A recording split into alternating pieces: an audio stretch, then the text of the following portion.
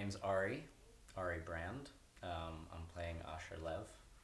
I'm Melissa Miller. I'm playing Rivka and a few other people. And I'm Mark Nelson, and I'm Rivka's husband.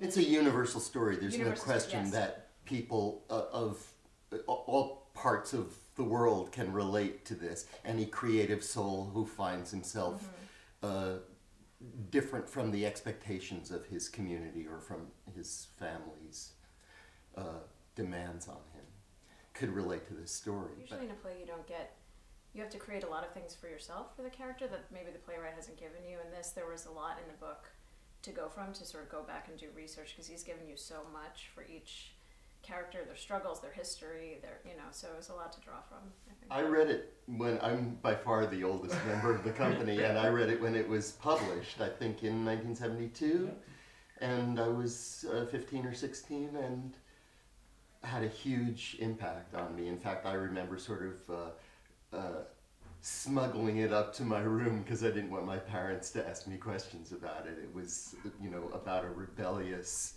kid who leaves the expectations of his family behind to follow his destiny, his own particular gift and will, and I thought that was me at 16, and I wasn't about to get into that discussion with my parents, but it was incredibly affirming to read that. It's through all these little nuanced lifestyle things that you don't necessarily you look at individually, but when you put them all together, you understand certain things about the values of the community and just sort of the mindset that everybody's in, and that is extremely useful in the rehearsal. The fact that the details are authentic and compelling makes the experience recognizable because you believe it.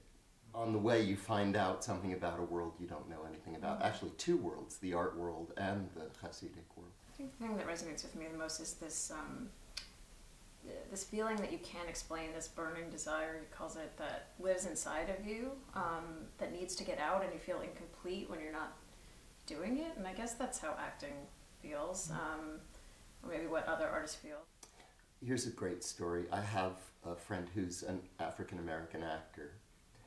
Grew up in an evangelical Christian home in Atlanta, and I told him that I was going to be in this play based on the book. My name is Asher Lev, and I got an email from him saying, "That's my favorite book. That book changed my life when I was 16, and I still remember the shiver of recognition that I felt."